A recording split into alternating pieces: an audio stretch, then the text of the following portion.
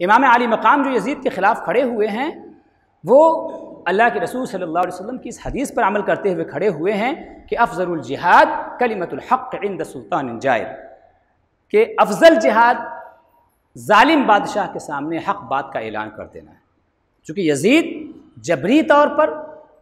اپنی طاقت کے بل پر، اپنی قوت کے بل پر لوگوں کو بیعت کے لیے مجبور کر رہا تھا،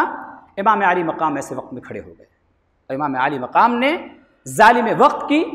طاقت و قوت کے خلاف دینی طاقت و قوت کا اعلان کیا۔ انہوں نے یزید کی ملوکیت کو، یزید کی بادشاہت کو تسلیم نہیں کیا، جو زبردستی مسلمانوں پر مسلط ہونا چاہ رہا تھا، اس چیز کو آپ نے قبول نہیں کیا، اور آپ نے اس وقت جو ہے